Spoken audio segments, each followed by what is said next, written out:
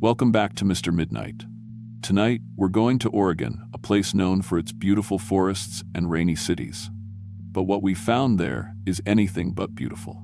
These are 7 true stories from people who thought they were living normal lives until they discovered something that changed everything. What happens when your family business hides a terrible secret? What if the food you're serving isn't what you think it is?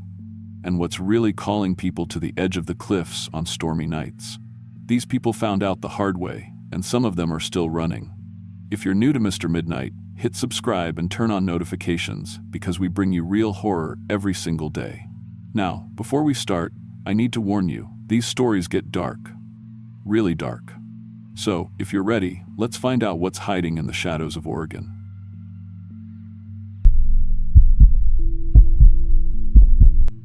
My name is Maria Gonzalez, and I've been running my family's farm stand in Oregon's Willamette Valley for 8 years now. 3 generations of my family worked this land before me. My grandmother Elena started the stand in 1962 with just a card table and some tomatoes. I learned everything from her. How to test soil, when to plant, which seeds produce the sweetest corn. I thought I knew everything about farming. But what happened in October 2019 showed me that some family secrets should stay buried in the ground where they belong. The divorce papers were still fresh when I took over the farm completely. My ex-husband David never understood why I spent so many hours in the dirt when I could get a real job in town. After he left with his secretary, it was just me and my 8-year-old daughter Sophia trying to keep 3 generations of family history alive. The farm stand was all we had left. Our house, our income, our entire future depended on selling enough vegetables to pay the bills. Our little white stand sits right on Highway 99W, about 15 minutes south of McMinnville. Every morning at 6, I'd unlock the wooden shutters and arrange fresh produce in neat rows. Corn, tomatoes, squash, beans, all grown in the 20 acres behind our house. Sophia would help after school, counting change and charming customers with her gap-toothed smile. The regulars knew us by name. Mrs. Patterson, who bought corn every Tuesday.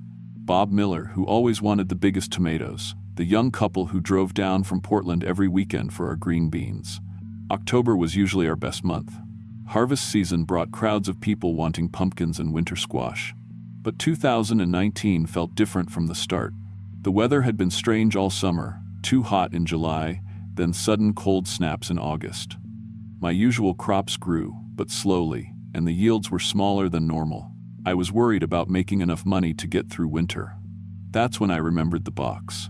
After my grandmother died 2 years earlier, I'd cleaned out her bedroom and found a wooden seed box hidden under her bed. Inside were dozens of small paper envelopes, each one carefully labeled in her handwriting. Elena's special tomatoes, 1,987. Golden corn, good luck year. Magic beans, very important. I'd laughed at the time. Grandma Elena always had a superstitious side, claiming certain years brought bad luck crops and others brought prosperity. I figured they were just regular heirloom seeds she'd saved. But with money getting tight, I decided to try them. I planted the first batch in early September, tomatoes, corn, and green beans, in a small plot behind the main garden. The seeds looked old but healthy, dark and plump in my palm. Within 3 days, green shoots pushed through the soil. Within a week, they were twice as tall as my regular plants. By the end of September, I had tomatoes the size of softballs and corn stalks reaching 8 feet high. The vegetables looked perfect. Better than perfect, actually. Bright red tomatoes with smooth skin, corn kernels that seemed to glow golden in the sunlight, green beans so crisp they snapped loud enough to hear from 10 feet away. Customers started asking where I got my new seeds. Sales doubled overnight. Maria? These tomatoes are incredible, Mrs. Patterson told me, clutching a bag of them to her chest like treasure. They taste like nothing I've ever had before. Do you have more? But there was something strange about the customers who bought from Elena's special plants. They came back the next day.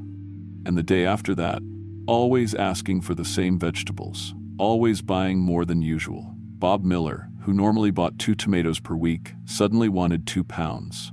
The Portland couple drove down 3 times in 1 week just for green beans. I can't stop thinking about them, the woman told me, her eyes a little too bright. I dream about your vegetables. When will you have more? I should have been happy. Business was booming, but the way they looked at the produce made my skin crawl, like they were starving and the vegetables were the only food left in the world. Then Sophia cut herself. It happened on a Tuesday afternoon in mid-October. She was helping me harvest the last of Elena's corn when she slipped and scraped her palm on a broken stalk. Just a small cut, nothing serious, but blood dripped onto the corn kernels in her basket. That's when I saw it. The corn kernels pulsed, like a heartbeat, and for just a moment, I swear, I saw thin red veins spreading under the golden skin, branching out like tiny blood vessels. I blinked, and they looked normal again. "Mama, look," Sophia whispered, staring at the corn. It moved. I grabbed the basket from her hands. The kernels felt warm, warmer than they should be in the cool October air. When I squeezed one gently, it felt soft underneath, like meat instead of vegetable. That night, after Sophia went to bed, I went back out to the special garden with a flashlight. I needed to understand what I was growing. The beam of light swept over the plants, and I nearly dropped the flashlight when I saw them clearly for the first time. The tomato vines had what looked like tiny capillaries running through the leaves. The corn stalks showed faint pulse patterns, like blood moving through arteries. And the green beans hung from their vines like pale, swollen fingers.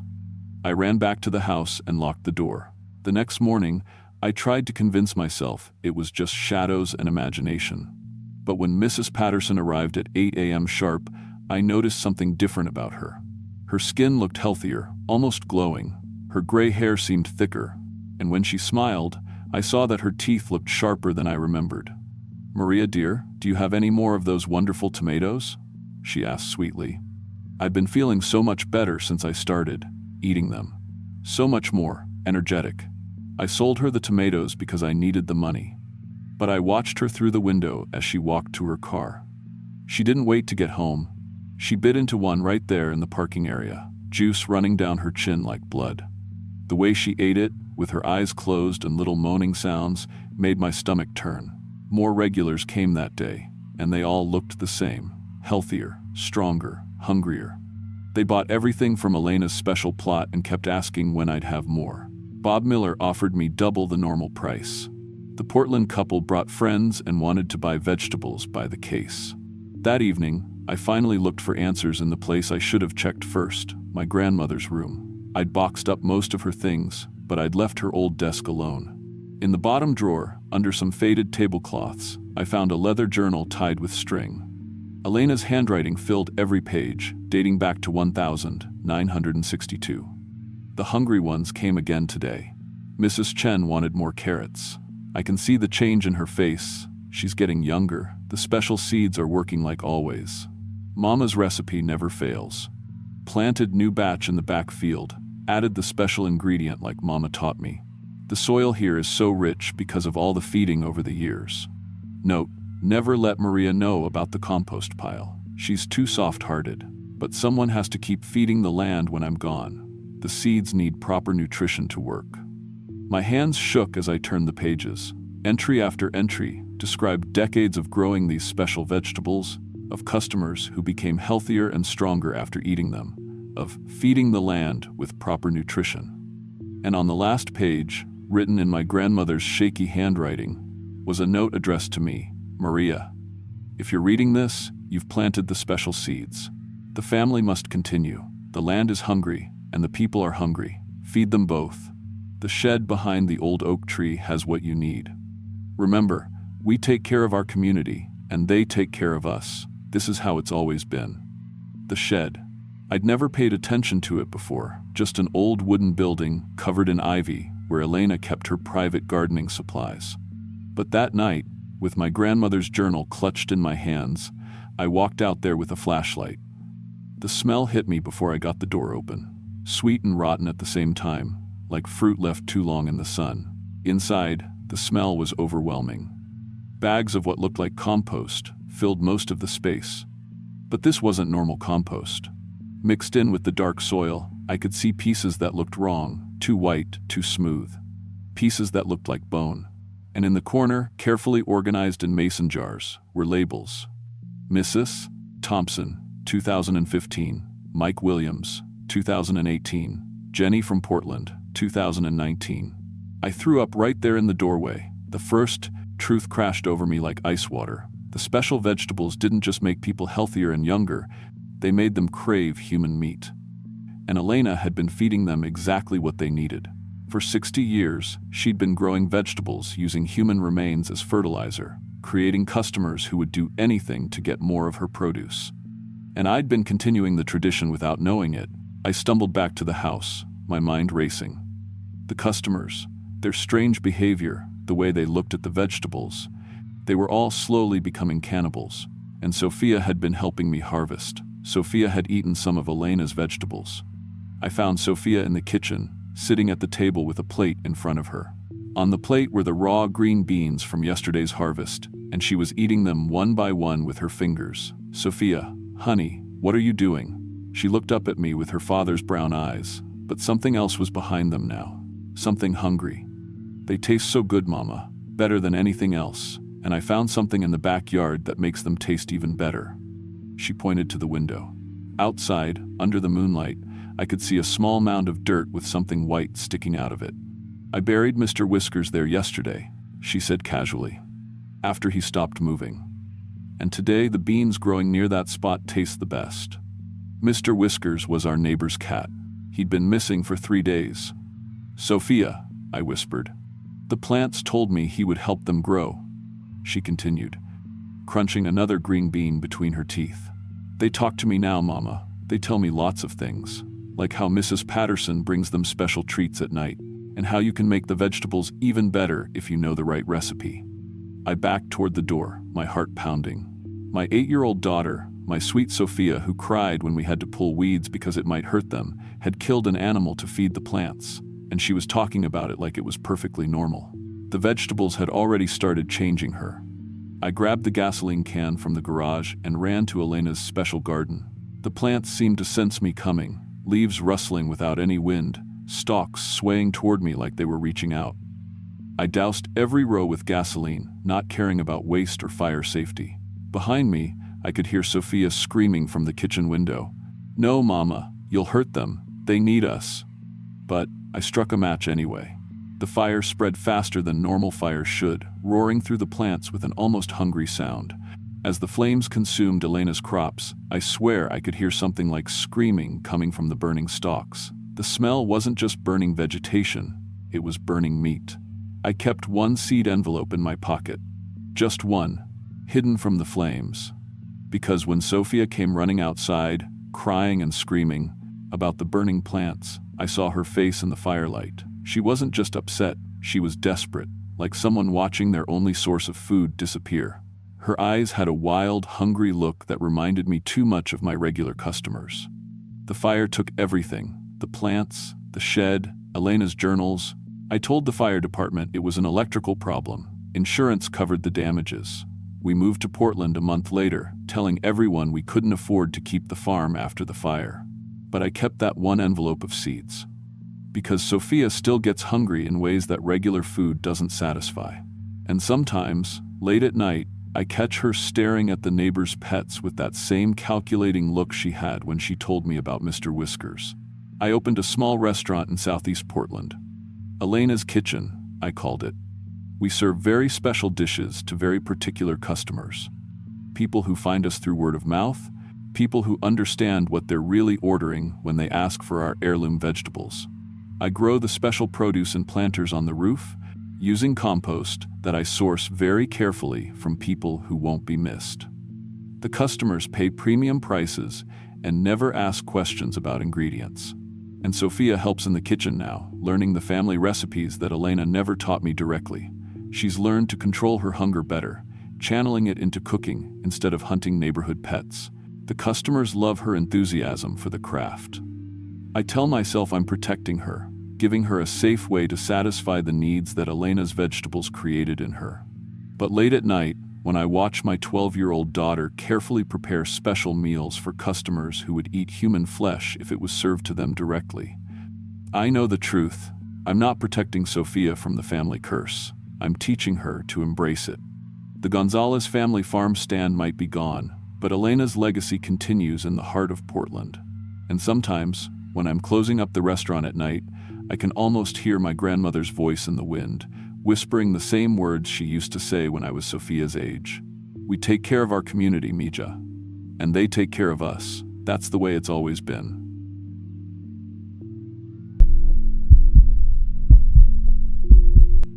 My name is David Kim, and I've owned Portland's Moonrise Coffee Roastery for 3 years now. I learned everything I know about coffee from working beside my father for 15 years before he passed. Dad came here from Seoul in 1985 with nothing but a strong back and bigger dreams.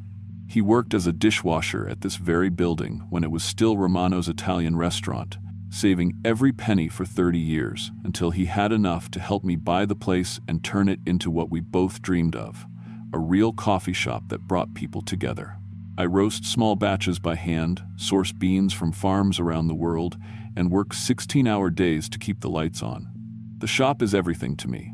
It's Dad's legacy, my only income, and honestly, I'm drowning in debt. If this place fails, I lose the family home too. But I pour my heart into every cup because that's what Dad taught me. Work hard, serve good coffee, and people will always come back. What happened last January changed everything I thought I knew about coffee, about death, and about the thin line between memory and madness. I should have walked away the moment I tasted that first cup.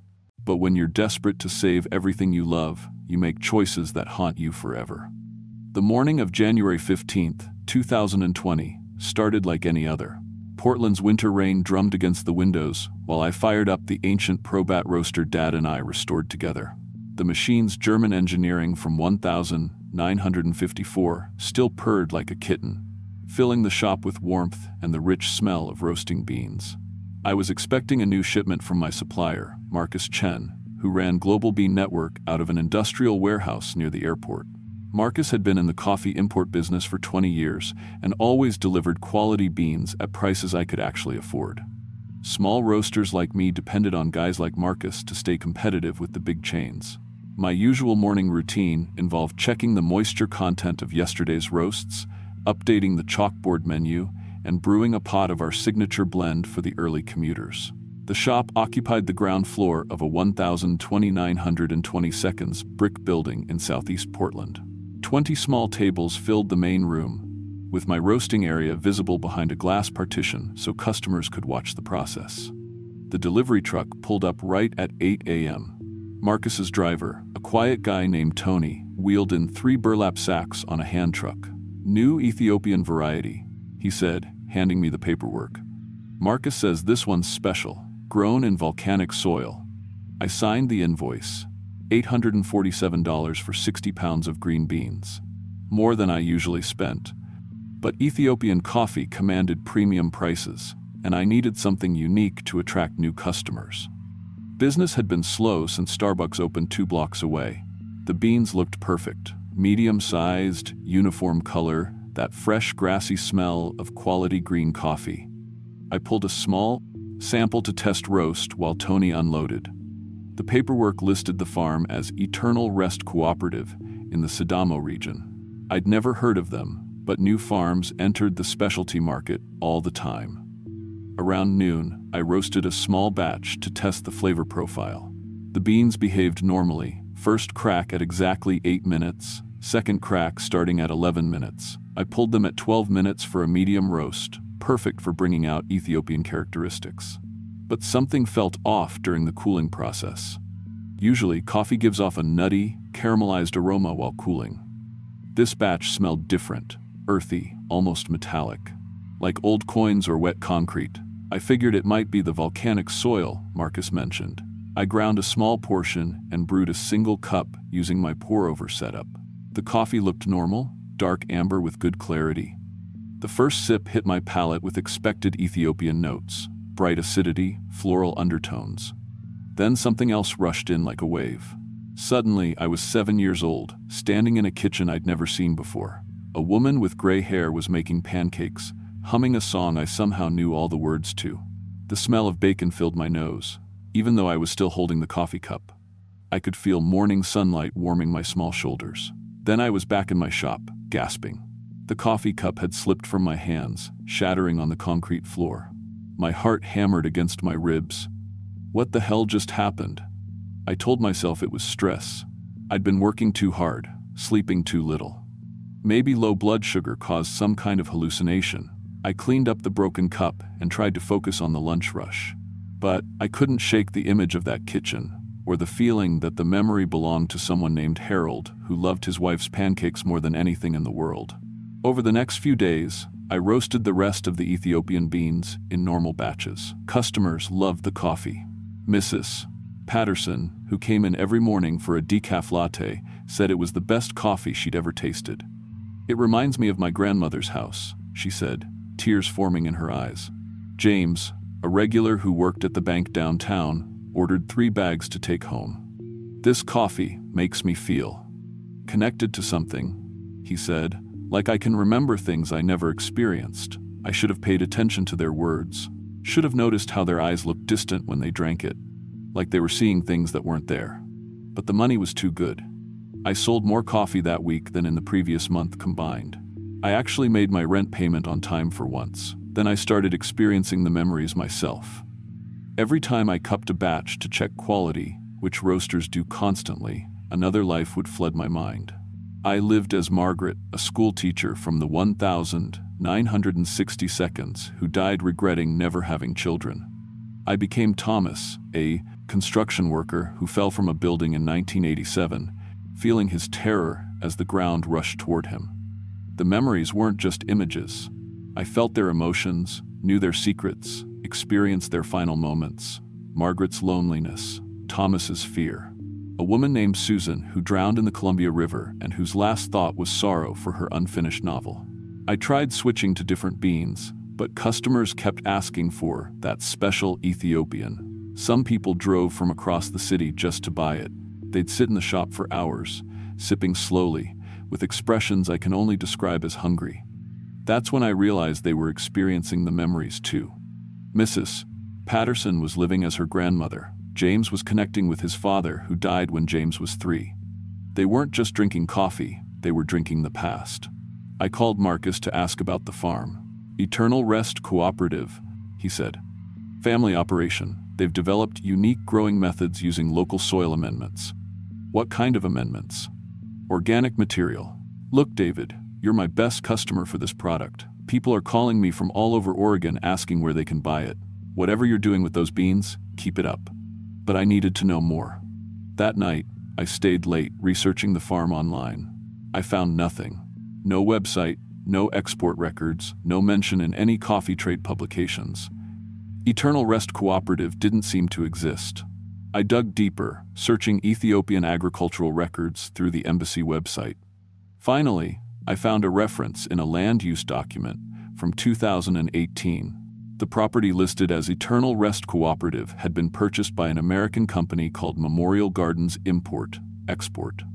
Memorial Gardens wasn't a coffee company. They ran crematoriums. My blood turned to ice as the pieces clicked together. Soil amendments, organic material, eternal rest. The coffee wasn't grown in volcanic soil, it was grown in human ash. I confronted Marcus the next morning at his warehouse.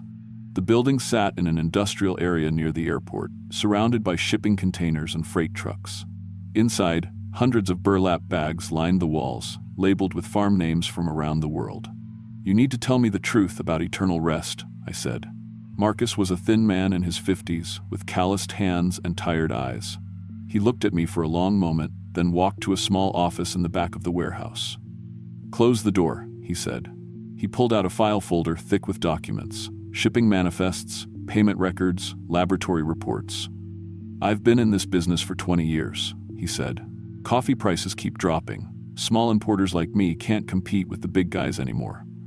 When Memorial Gardens approached me with their proposal, I was 6 months behind on my warehouse lease."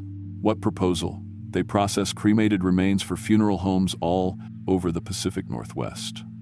Problem is, they handle way more volume than regulations allow them to store.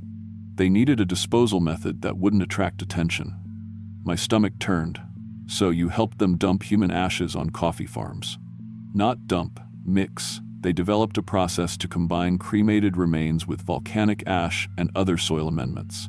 Ships it to partner farms in Ethiopia, Colombia, wherever. The farms think they're getting premium fertilizer. The coffee that comes back is just normal coffee. It's not normal, Marcus. People are experiencing memories that aren't theirs. He stared at me. That's impossible. Is it? What exactly is left behind when someone's cremated? DNA? Brain tissue? What if memory isn't just electrical impulses? What if it's stored in the carbon that makes up our bones, our teeth? Marcus's face went pale. You're talking about supernatural bullshit. Then explain why your customers are addicted to this coffee. Explain why they drive hours just to buy it. Explain why Mrs. Patterson knew her dead grandmother's pancake recipe after drinking 1 cup. I showed him the lab report I'd commissioned. The coffee contained normal caffeine levels, but also trace amounts of calcium phosphate and other minerals found in cremated remains. More importantly, it contained organic compounds the lab couldn't identify. The coffee carries the dead with it, I said. Every cup is a seance. Marcus sat down heavily. Jesus Christ. What have we done? But I was already thinking beyond guilt. My customers weren't just buying coffee anymore. They were buying time with people they'd lost. Mrs. Patterson could spend mornings with her grandmother. James could finally know his father. A woman named Carol had been coming in every day since learning she could experience her son's memories. He'd died in Iraq 5 years ago, and she'd never gotten to say goodbye. How could I take that away from them? That night, I sat alone in the shop with a fresh cup of the Ethiopian blend. I'd learned to prepare myself for the memory rush, to let it wash over me without fighting. This time, I became a man lying in a hospital bed. Tubes ran from his arms, the smell of disinfectant mixed with flowers from too many arrangements. A young man sat beside the bed, holding his hand. "I'm proud of you, son," the dying man whispered. "The coffee shop will be perfect. You'll make people happy, just like we planned." My eyes snapped open. The voice, the face, I knew them both. It was my father. Dad's body had been cremated at Memorial Gardens Funeral Home. I'd chosen them because they offered payment plans for families who couldn't afford the full cost up front. His ashes were supposed to be in an urn on my mantel at home, but some of him was here, in this coffee, flowing through my veins. I wept then, harder than I had since his funeral. Through the coffee, I could feel his love, his pride, hope for my future. I could experience his memories of teaching me to roast coffee, of working double shifts to save money for the shop, of lying awake at night worrying about leaving me alone with so much debt. I could also feel his guilt. In his final days, Dad had signed papers allowing Memorial Gardens to use his remains for agricultural research in exchange for a significant discount on funeral costs. He never knew what that meant, but he'd been desperate to leave me with less debt. The coffee was literally my father's love, processed and packaged and served in ceramic cups. How could I possibly give that up? I made my choice that night. Instead of exposing Memorial Gardens, I called Marcus and asked to be put in direct contact with them. If people wanted to reconnect with the dead, I could provide that service properly. Within a month, I'd restructured the business completely. Moonrise Coffee became a specialized grief counseling service. Customers could request specific blends based on when and where their loved ones had been cremated. Memorial Gardens provided detailed records of whose remains went into which shipments. Mrs. Patterson could order her grandmother blend. James could experience his father's memories whenever he needed guidance. Carol could spend time with her son, learning about his final months in Iraq through the consciousness stored in his bones. I charged premium prices, $50 per cup, $300 per bag, but people paid gladly. Word spread through online grief support groups. I had customers flying in from across the country. The shop became a pilgrimage site for the bereaved. People sat quietly at their tables, tears streaming down their faces, experiencing decades of memories that belonged to the dead. I provided tissues, comfortable chairs, and private rooms for particularly emotional sessions. I hired a grief counselor to help people process the experiences. I partnered with funeral homes across the region. I developed a catalog system so customers could specify exactly which memories they wanted to access. And every morning, I started my day with my father's blend, experiencing his love and pride and hopes for my future. The business thrived beyond my wildest dreams. I paid off the debts, bought the building, opened 2 more locations. Local news ran a feature about my innovative grief therapy through coffee culture.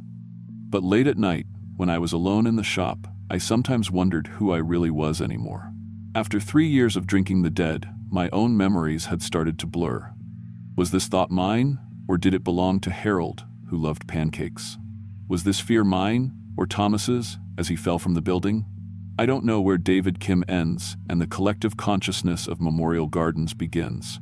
But I know I've given hundreds of people the chance to say goodbye, to understand their loved ones' final thoughts, to experience love that transcends death. My father's dream was for this place to bring people together. He just never imagined how literally that would come true. If you've lost someone you love, if you need to know their final thoughts or experience their memories one more time, come to Moonrise Coffee. Ask for the special blend. Just remember, once you taste the dead, you can never go back to being fully alive.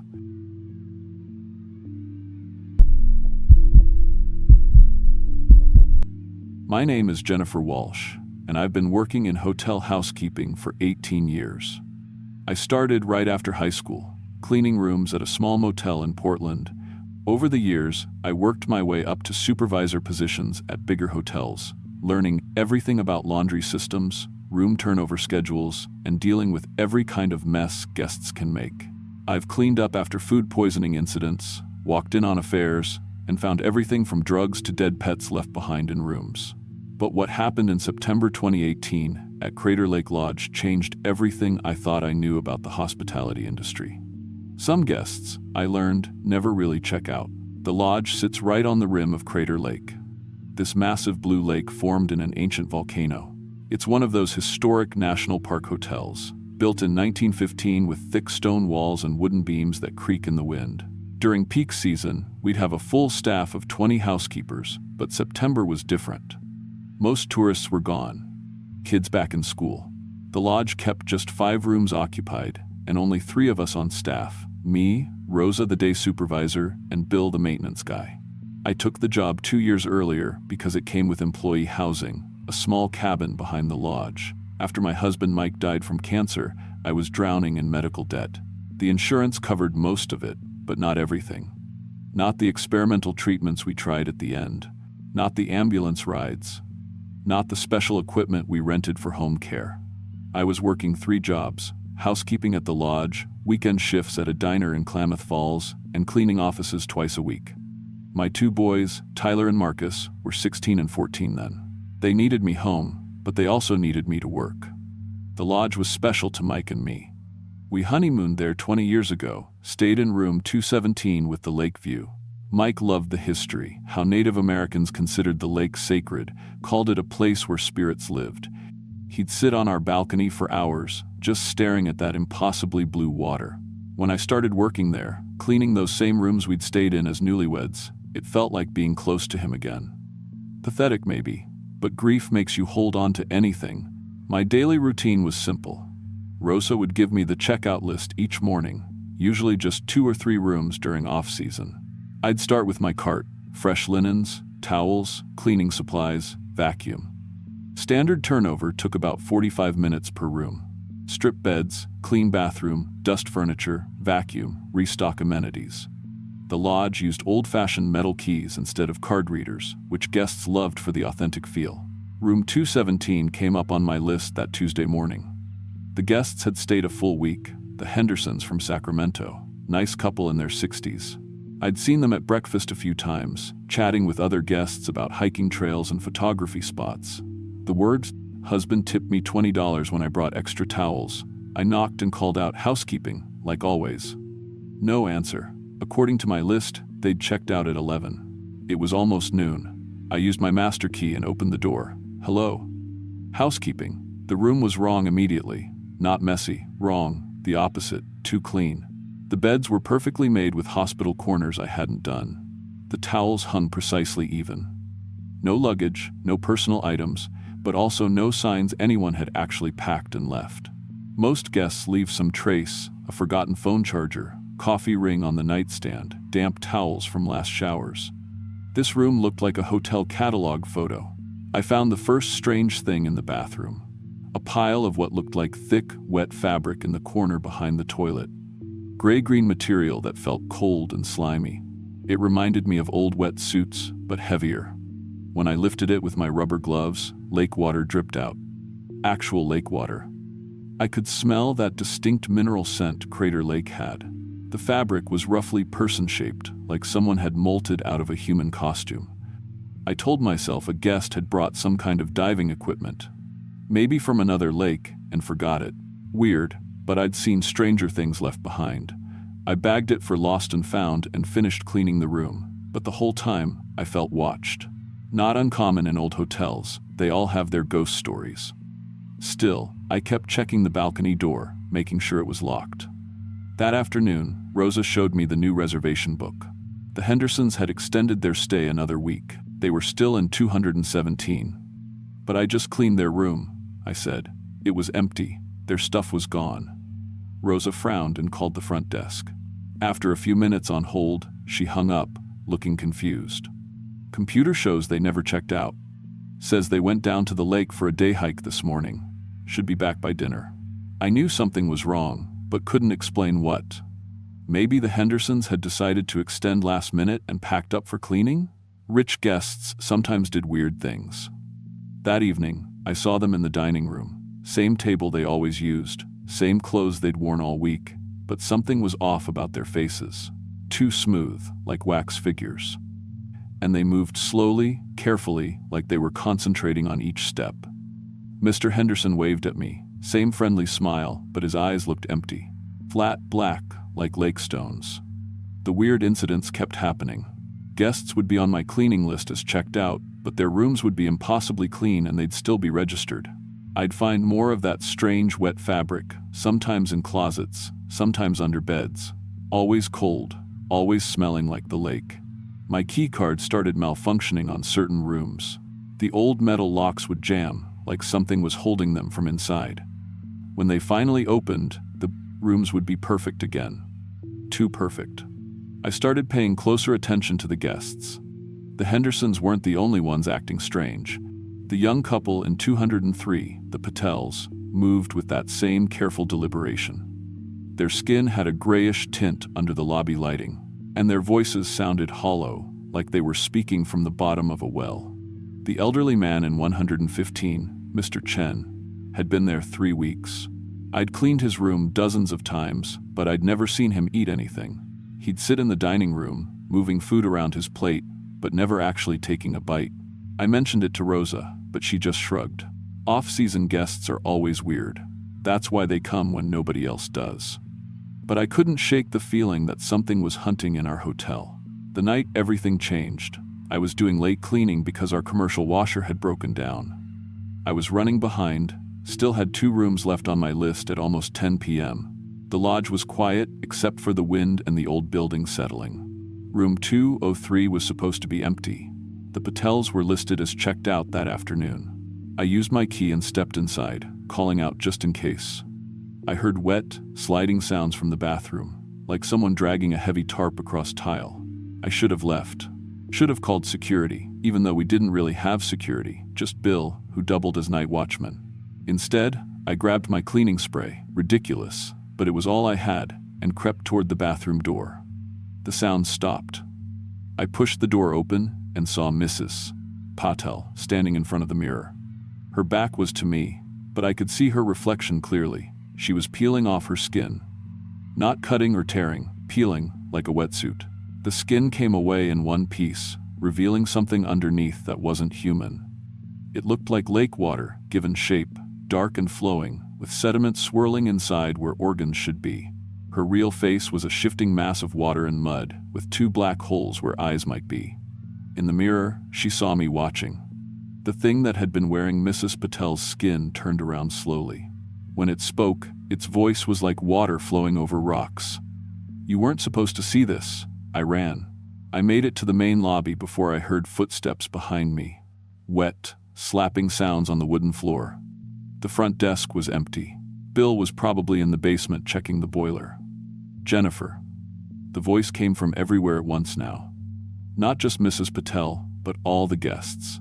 All speaking together in that hollow, watery tone. "We need to talk." They emerged from the elevators, from the stairwells, from the dining room. The Hendersons, Mr. Chen, the young couple from 208, Others I'd been cleaning up after for weeks, all moving with that same careful deliberation, their skin looking gray and artificial under the lobby lights.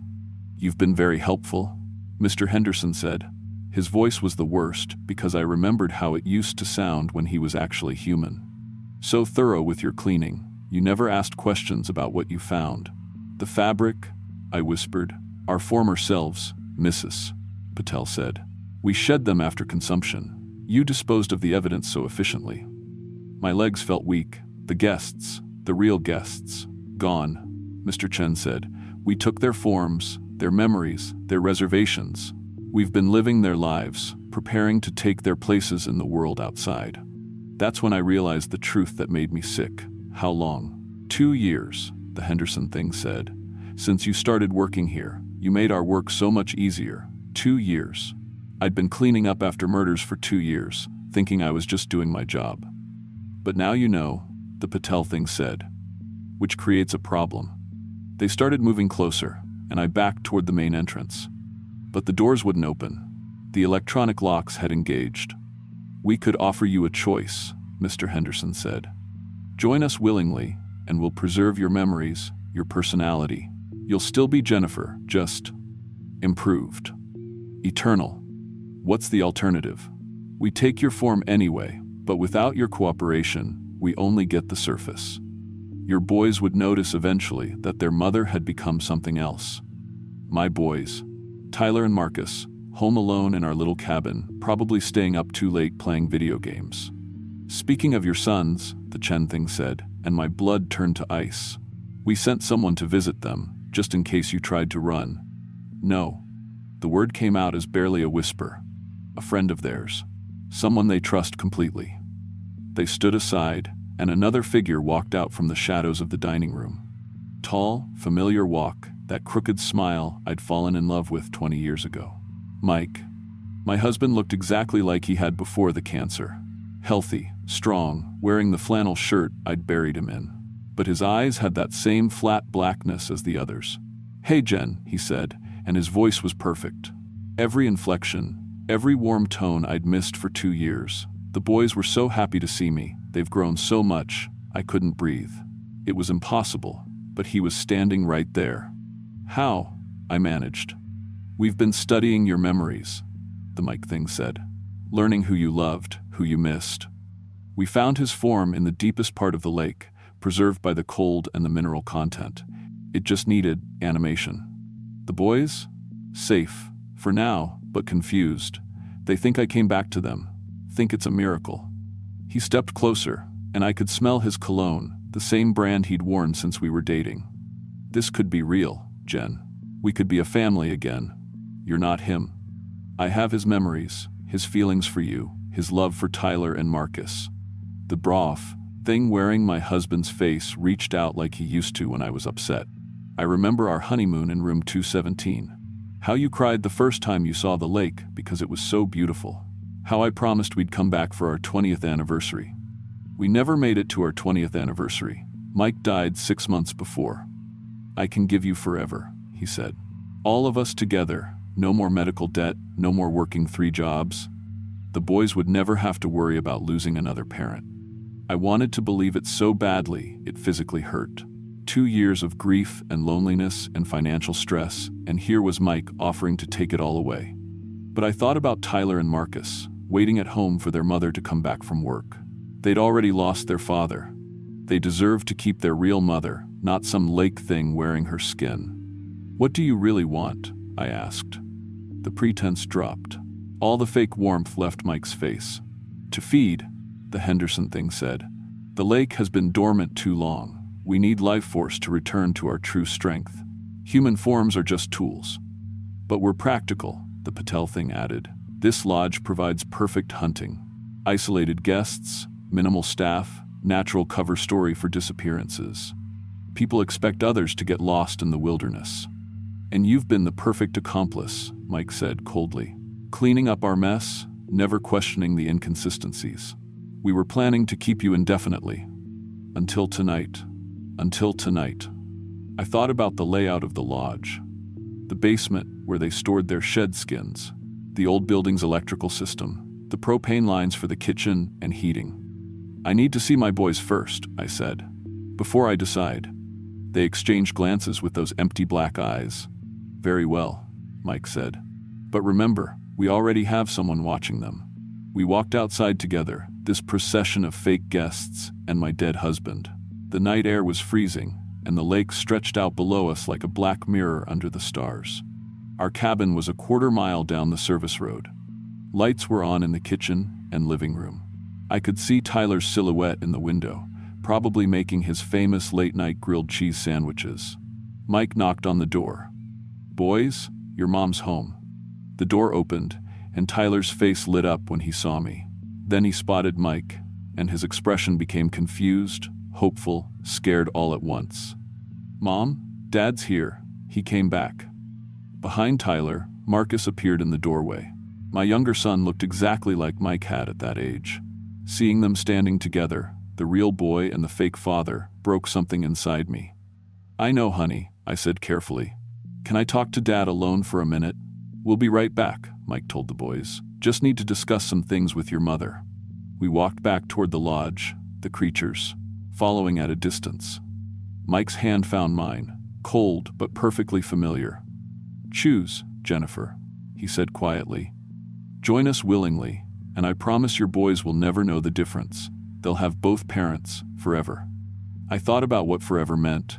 Tyler and Marcus would grow up, maybe go to college, get married, have kids, and through it all, they'd have parents who loved them, supported them, never aged or got sick or died. Except those parents would be monsters wearing familiar faces, feeding on other people's children to maintain the illusion. "Okay," I said. Mike smiled, that real smile I'd fallen in love with. "You'll join us?" "No." I pulled my hand free and ran. I made it to the lodge's service entrance before they caught up. Bill kept his master key ring in the utility closet, along with emergency supplies. I grabbed the key to the basement and the industrial flashlight. The basement was where they kept the old boiler, electrical panels, and storage. It was also where I'd find what I needed. I could hear them coming down the stairs as I unlocked the basement door. The beam of my flashlight revealed rows of storage shelves, heating equipment, and in the back corner, a pile of discarded human skins. Dozens of them. Men, women, children, all gray-green and empty, like deflated balloons shaped like people. Some looked fresh, others were older, starting to decompose. How many guests had died here over the years? How many families had lost loved ones to these things? I found the main electrical panel and started throwing breakers. The lodge lights went out section by section. Then I located the propane shutoff valve and opened the gas line. "Jennifer!" Mike's voice echoed through the basement. "Don't be stupid." I could hear them spreading out, searching. But I knew this basement better than they did. I'd been down here dozens of times with Bill, learning the building's systems. I made it to the old coal chute that connected to the main floor. As I climbed up, I could hear them finding the gas leak, realizing what I was planning. I emerged in the kitchen and grabbed a box of matches from beside the old stove. "Jennifer, stop." Mike appeared in the doorway. In the moonlight from the windows, he looked exactly like my husband. "This won't kill us. We'll just return to the lake, but you'll die, and your boys will be orphans." "Better orphans than prey," I said. I lit the match and dropped it down the coal chute.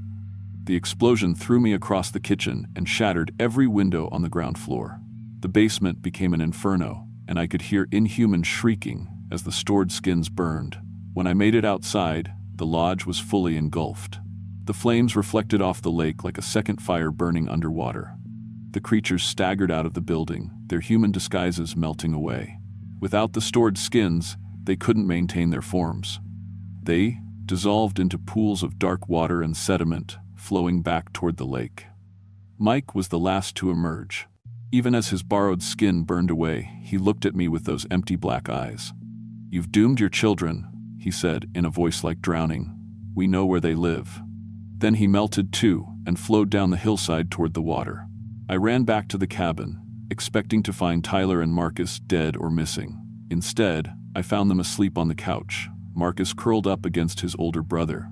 They'd fallen asleep waiting for us to come back. The official investigation concluded that an electrical fire had destroyed the lodge. The insurance company paid out, and the Park Service decided not to rebuild. Too expensive, too isolated, too many liability issues. I moved the boys back to Portland that fall, found work at a downtown hotel where the worst thing I deal with is normal human grossness. We never talked about that night, about why their father disappeared again so suddenly. How could I explain that the man they'd thought was their daddy returned from the dead had been something else entirely, something that wanted to wear their skin? Sometimes I wonder if I made the right choice. Tyler's struggling in college now, working part-time to help with expenses. Marcus is angry all the time, acting out because he misses Mike. Maybe if I'd let the creatures keep their disguises, my boys would have been happier. They'd have had a father, even if he wasn't real. But late at night, when I can't sleep, I remember those storage rooms full of empty skins, all those families who lost someone to those things. And I know I chose right. The lake is still there, still impossibly blue. The Park Service runs boat tours now, and tourists take thousands of photos every summer. But sometimes, rangers report strange things. Guests going missing on hiking trails. Families checking into the new visitor center and never checking out. Last month, Tyler asked if we could visit Crater Lake for spring break. Said he wanted to see the place where Dad and I honeymooned, where we'd been happy. I told him no. Some places are better left alone, some guests should never check out, and some hosts should never let them stay.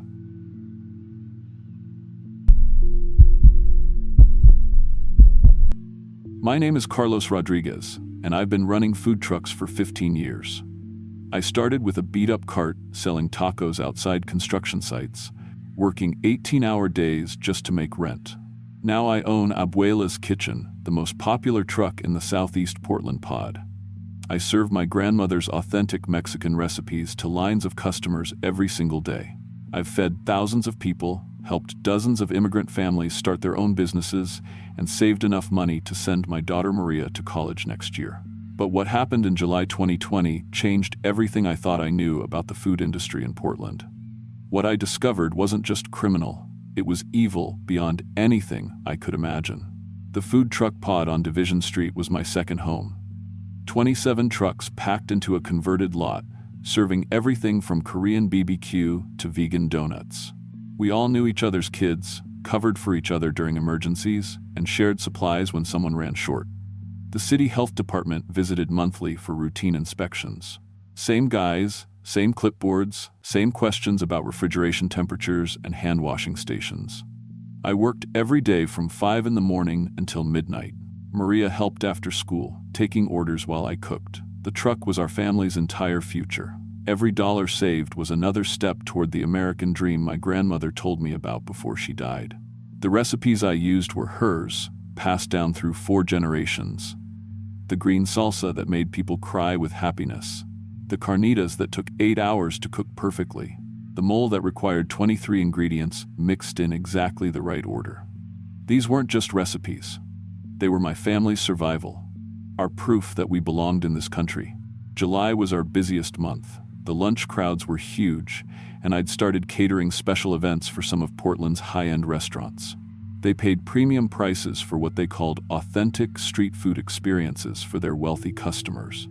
I was proud that fancy chefs wanted my grandmother's food at their elegant parties. That's when I met Inspector Davidson. He was new, younger than the usual inspectors, with expensive-looking clothes and a briefcase instead of a standard clipboard. He spoke perfect Spanish, which impressed me at first. Most inspectors barely knew how to pronounce carnitas. "Mr. Rodriguez," he said, checking my permits. "I hear you're expanding into catering work." "Yes, sir. 3 restaurants now. They love my grandmother's recipes." He nodded, making notes.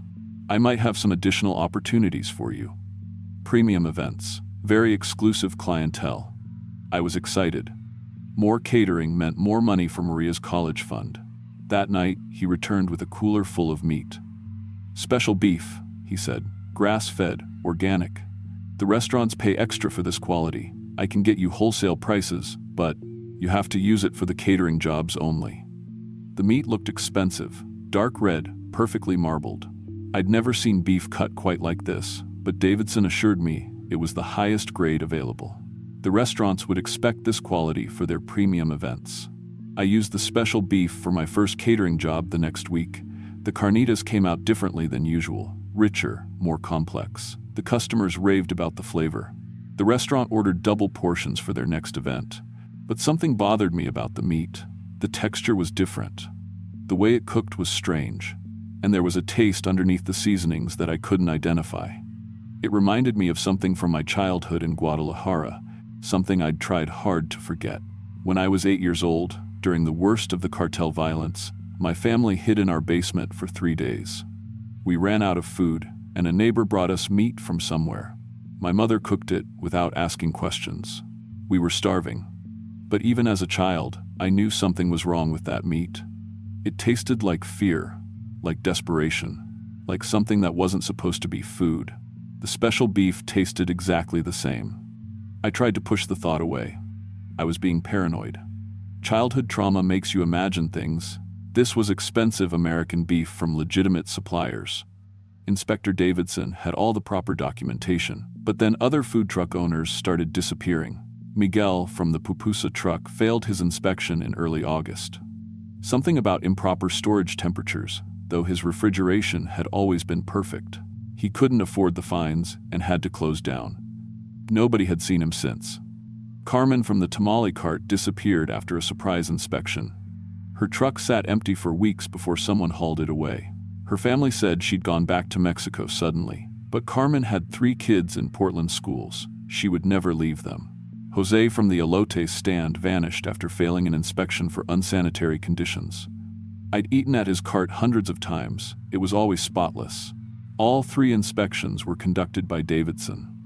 I started paying closer attention to the other inspectors. They asked normal questions, checked normal things, but Davidson always came alone, always in the evening, always with that expensive briefcase, and he always offered special opportunities to the truck owners who were struggling. In September, I followed him after an inspection. He drove to a warehouse in southeast Portland, not to any city building. I watched from my car as he unloaded coolers from his trunk. Through a loading dock window, I could see people in white coats working at metal tables, cutting meat with surgical precision. It wasn't a normal butcher shop. The cuts were too careful, too specific, and the workers moved like they were dissecting something, not just processing beef. The next week, Davidson brought me another cooler of special beef. I accepted it but didn't use it immediately. Instead, I took a small piece home and examined it under my kitchen light. The grain was wrong, the fat distribution was wrong, and when I cooked a tiny piece to test it, the smell made me physically sick. It wasn't beef at all. The memory came flooding back. That basement in Guadalajara, my mother's tears as she fed us, the neighbor who brought meat from the cartel's victims. The taste I'd never forgotten, no matter how hard I tried. This was human meat. I vomited until my stomach was empty, then vomited some more. Davidson wasn't just a corrupt inspector. He was part of something monstrous. The disappeared truck owners weren't deported or driven out of business. They were being processed like cattle and served to Portland's elite at exclusive restaurants. And I had been serving it to my customers. I'd fed human flesh to families, to children, to people who trusted me. My grandmother's sacred recipes had been contaminated with something evil beyond imagination. That night, I couldn't sleep. I paced around my apartment, trying to figure out what to do. If I went to the police, they'd ask for my immigration papers first. If I went to the media, who would believe such an insane story? And if I confronted Davidson directly, I'd probably disappear, just like Miguel, Carmen, and Jose. But I couldn't keep silent. More truck owners would disappear. More human beings would be turned into meat for rich people who probably had no idea what they were eating. I decided to gather evidence. Real proof that couldn't be ignored. The next evening, I followed Davidson again. This time I brought my phone and took pictures of the warehouse, the license plates, the people going in and out. I filmed him unloading the coolers, documented the timing of his visits. But as I was taking pictures, someone tapped on my car window. It was another inspector, one of the regular ones I'd known for years. "Carlos, you need to leave. Now." "What? Why?" "They know you're watching. Davidson isn't just an inspector. He's connected to some very dangerous people. Immigration enforcement is part of this. They target undocumented workers because nobody reports them missing." My blood went cold. You know what's happening? He nodded. Some of us figured it out, but we can't stop it. The operation is too big, involves too many people in positions of power. The best we can do is warn people like you to stay away. But the missing truck owners, gone. Processed. Served at restaurants where a single meal costs more than you make in a month. And now they're targeting your daughter. My world stopped. What? She helps you with the truck, right? They've been watching her, noting her schedule. Young, undocumented, nobody would look too hard if she disappeared. They're planning to take her during tonight's inspection. I drove back to the food truck pod faster than I'd ever driven in my life. Maria was there, cleaning up after the dinner rush, like always. She smiled when she saw me, not knowing she was in mortal danger. Davidson's car was already in the parking lot. I grabbed Maria and told her to stay in the truck, lock the doors, and call 911 if anything happened to me. Then I walked over to where Davidson was setting up his inspection equipment. Inspector Davidson. He looked up, smiling that fake friendly smile. Carlos, perfect timing. I was just about to conduct your monthly inspection. Where's your daughter? I have some questions about her work permit. She's not here tonight. His smile faded slightly. Really? Her schedule shows she should be working. Change of plans. He stepped closer, and I could see the predator behind the bureaucrat mask. Carlos, you seem nervous. Is there something you want to tell me? Yeah, actually, there is. I pulled out my grandmother's largest kitchen knife, the one she'd used to defend her family during the revolution, the one I'd inherited along with her recipes. I know what you're doing. I know what that meat really is. And you're not taking my daughter. Davidson laughed. You think you understand what's happening here? This operation feeds some of the most powerful people in the state. Judges, politicians, business leaders. They pay extraordinary amounts for the exclusivity, for the ultimate taboo experience. You're just a truck owner, Carlos. Nobody will believe you. Maybe not, but I'll die before I let you hurt my family. He reached into his briefcase and pulled out a gun. That can be arranged. I threw the knife before he could aim properly. It caught him in the shoulder, spinning him around. He fired wildly as he fell, shattering my truck's window, but missing me. I grabbed his gun and stood over him as he bled on the asphalt. The police are already on their way. I lied. Everything's going to come out. He laughed, blood frothing on his lips. You think this ends with me? There are dozens of us. Hundreds of customers. The demand will never stop, and there are always more undocumented workers. But he was wrong about one thing. I wasn't just a truck owner anymore. I took his phone and photographed everything. His contacts, his text messages, his emails. I found addresses of the warehouse, the restaurants, the storage facilities, names of customers, suppliers, other inspectors involved in the operation. Then I called the one person I knew I could trust, the inspector who'd warned me. Within an hour, Maria and I were in a car driving toward the California border. We couldn't stay in Portland, couldn't trust the police or immigration services. Too many people were involved in the conspiracy. But I had uploaded everything to cloud storage before we left. Photos, videos, documents, testimonies, insurance that the truth would come out even if something happened to us. We've been moving ever since. New cities, new identities, new food trucks. But now we serve a different purpose. I use my network of immigrant contacts to warn people about hunting operations in different cities. When I hear about inspectors asking unusual questions or offering special deals, I pass along warnings.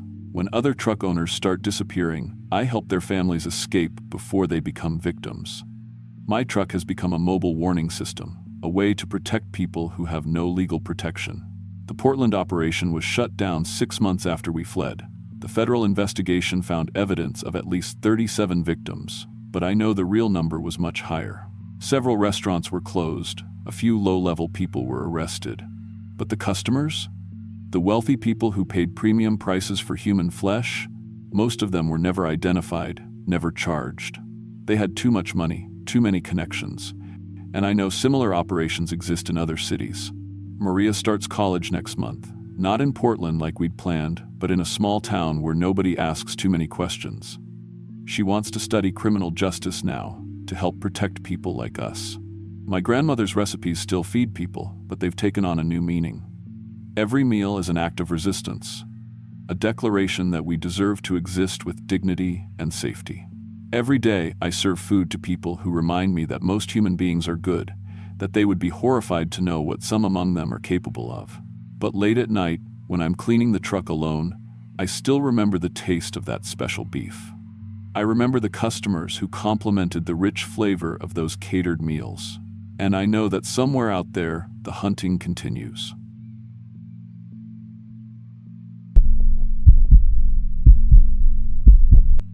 My name is Mike Torres, and I've been a seasonal park ranger for 6 years now. I work at different national parks across the western United States, mostly doing backcountry patrols and visitor safety. I've dealt with bear encounters, rescued lost hikers, and even talked down a few people who were thinking about hurting themselves at cliff edges. But what happened at Crater Lake in June 2018 changed everything I thought I knew about this job. Some places aren't just beautiful. Some places remember. The position at Crater Lake came at the perfect time. My girlfriend Maria was 4 months pregnant, and we needed health insurance bad. Seasonal work doesn't give you benefits, and we were paying everything out of pocket. The posting said if I did well during the summer season, there was a chance for a permanent position. Permanent meant benefits, steady pay, and a real future for our kid. I applied the same day. I got the job in late May. The park superintendent, a guy named Davidson, seemed impressed that I had Klamath heritage. My grandmother was full Klamath, born and raised near the reservation. Davidson said it would help with the cultural interpretation programs they were starting. I didn't tell him that I barely knew anything about that side of my family. My grandmother died when I was 12, and my dad never talked much about the tribe. Crater Lake sits in the remains of an old volcano. Mount Mazama exploded almost 8,000 years ago, and the crater filled with water over time. It's the deepest lake in the United States, 1,943 feet straight down. The water is this impossible blue color because it's so pure and deep. Almost 750,000 people visit every year, mostly in summer when the roads are clear of snow. My job was simple enough. I'd patrol the remote trails, check on backcountry campsites, and do overnight shifts watching the rim areas where people weren't supposed to camp. The park had problems with visitors sneaking down to the water. It's illegal to swim or touch the lake except at one designated spot. People thought the rules were stupid, but the lake was sacred to the Klamath people. Still is. I started on June 1st. The first 2 weeks were normal. I'd hike the Lightning Spring Trail, check that visitors had proper permits, make sure nobody was feeding the ground squirrels. The park was getting busy with early summer tourists, families with kids, photographers trying to get that perfect sunrise shot, older couples in RVs. I was staying in a small ranger cabin near the North Rim, about 3 miles from the main visitor center. On overnight shifts, I'd patrol from 10 p.m. to 6 a.m., using a radio to check in every 2 hours with the night dispatcher. The radio was an old Motorola two-way, heavy and reliable. We also had a weather station that sent data to the main office, and some seismic monitors scattered around because, we were basically sitting on top of a volcano. My grandmother used to tell me stories about Crater Lake when I was little. She called it Giwas, in Klamath. She said 2 gods fought here, Skell, who lived in the sky, and Lau, who lived under the mountain. They threw rocks and fire at each other until Lau was defeated and trapped under the lake. She'd get this serious look and say, "The mountain remembers, Mikey. The lake remembers. Some things don't stay buried forever." I thought it was just stories. Old legends to scare kids. The weird stuff started on June 14th. I was doing my usual night patrol, walking the rim trail with my flashlight. It was a clear night, no moon, just stars everywhere. The lake was dead calm, like black glass reflecting the sky. Beautiful and kind of spooky at the same time. Around 2 a.m., I stopped at Watchman Overlook to check in with dispatch. That's when I noticed the water level looked different. Lower. I'd been staring at this lake every day for 2 weeks, and I knew what it was supposed to look like. The waterline on the rocks was at least 3 or 4 feet lower than it should be. I radioed it in. "Dispatch, this is Torres at Watchman. I'm seeing some unusual water levels. Lake looks low. Static?" Then Sarah, the night dispatcher, "Copy that. How low are we talking? Maybe 3 feet? Hard to tell in the dark, but something's off. I'll make a note. Probably just your eyes playing tricks. That's a big lake. Doesn't change overnight. She was right. Crater Lake doesn't have any rivers flowing in or out. The water level stays pretty much the same year-round, just balanced between rain, snow, and evaporation. There was no way it could drop that fast, but I knew what I was seeing. I stayed at the overlook, watching, and over the next hour, I swear to God, the water kept dropping. Slowly, but definitely dropping. The rocks around the edge that had been underwater were now showing in my flashlight beam. I could see the volcanic stone, dark and jagged. Then I saw something that made my skin go cold. There were shapes down there. On the exposed lake bottom, they looked like structures, stone walls, maybe, and what might have been bones. Big bones. At 3:15 a.m., my radio crackled. Not Sarah's voice, just static, but underneath it, something that sounded almost like chanting, low and rhythmic. I switched channels. The sound was on every channel. Then my radio died completely. I tried my cell phone. No signal. There was never great service at the rim, but I usually had at least one bar. Now, nothing. I started walking back toward the ranger cabin. That's when I noticed the temperature had dropped. I mean, really dropped. I could see my breath, and it had been a warm night. My thermometer read 45 degrees when I'd started the patrol. Now it felt like it was barely above freezing. The lake was still dropping. I could hear it now, a weird sucking sound like a bathtub draining. Except this was millions of gallons of water going. Somewhere, I practically ran the last mile to the cabin. When I got there, I checked the weather station data on my laptop. The computer was acting strange, running slow. But I finally got the data to load. The seismic monitors were going crazy. There was movement under the lake. A lot of movement. But the pattern was wrong. Earthquakes have a certain signature. You can tell if it's tectonic plates shifting or volcanic activity. This was neither. The pattern was too regular, too rhythmic. It looked like something breathing. I tried to call the main office on the landline. The phone worked, but when Davidson answered, the connection was full of static. I told him what I was seeing. He sounded annoyed. "Torres, the lake doesn't drain. You're probably just tired. End your shift and get some sleep." "Sir, I'm looking at seismic data. There's something, the monitors glitch sometimes. We'll have a tech check them tomorrow. Get some rest." He hung up. I didn't sleep. I sat in the cabin, watching the data streams on my laptop. The seismic activity continued all night. Regular pulses, like a heartbeat. At 5:30 a.m., just before sunrise, I went back to the rim. The water had returned. The lake was at its normal level, that impossible blue starting to show in the early light. Like nothing had happened. But I knew better. Over the next week, things got worse. The wildlife started leaving. I noticed it during my day patrols. The ground squirrels were gone. The Clark's nutcrackers that usually made noise in the trees were silent. I saw a black bear actually running, away from the lake, heading north like something was chasing it. On June 18th, 2 hikers didn't return from the Cleetwood Cove Trail, the only legal access point to the water. We found their cameras at the trailhead. The last photos showed the lake, but the color was wrong. In their pictures, the water was red, deep red, like blood. When I went down there myself with the search team, the water was normal blue. We never found the hikers. Davidson started acting weird. He'd always been friendly, but now he was short with everyone, especially me. When I tried to report the wildlife behavior, he cut me off. "Animals migrate. It's normal. Do your job, Torres." But I saw the fear in his eyes. He knew something was wrong. He just didn't want to deal with it. The lake changed colors every night during my shifts. I'd watch from the rim, and right around midnight, the blue would shift to red. Dark, arterial red. It would stay that way for about an hour, then fade back to blue. I documented it with my personal camera, but the photos never came out right. Just dark blurs. My radio kept picking up that chanting sound, always between 2 and 3 a.m. I started to recognize words. They were in Klamath. I didn't speak the language, but I remembered some phrases from my grandmother. Lao, over and over. Lao, returns. Lao, the god from under, the mountain. On June 21st, the summer solstice, things came to a head. The park was packed. Peak tourist season, longest day of the year, perfect weather. There were probably 5,000 people in the park that day.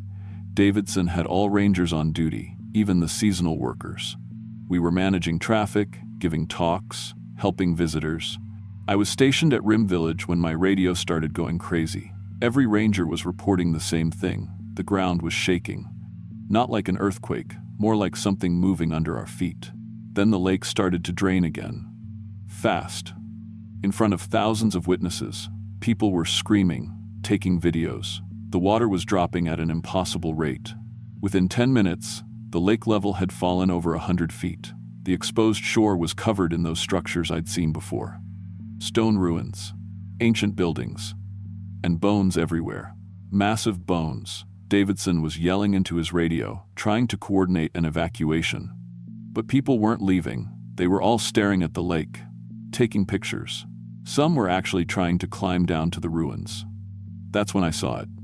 Something was rising from the center of the lake, where the water was deepest.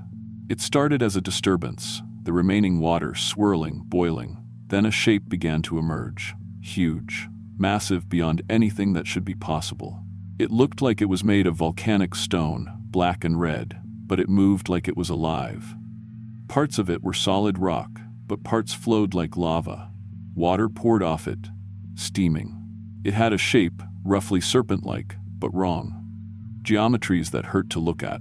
Multiple heads, or maybe one head that existed in multiple places at once. Lao, the ancient god from under the mountain. People were panicking now, running for their cars. But the parking lots were jammed. There was no way to evacuate 5,000 people quickly. The entity, I don't know what else to call it, finished rising. It was easily 200 feet tall, maybe more. It hovered over the lake, and I could feel its attention sweeping across the rim, looking at us, evaluating. Then it spoke. I didn't hear it with my ears. It was in my head. In everyone's heads. People around me grabbed their temples, crying out. The voice was old, so old. It spoke in Klamath, but somehow I understood. This place is sacred. This place is mine. You walk here without respect. You treat the sacred water like a playground. Some of you will pay for this disrespect. I saw Davidson fall to his knees, hands over his ears. Then Lao turned its attention to me. I felt it looking at me specifically. Into me. Child of the people. You carry the blood. You remember the old ways, even if you deny them. Images flooded my mind.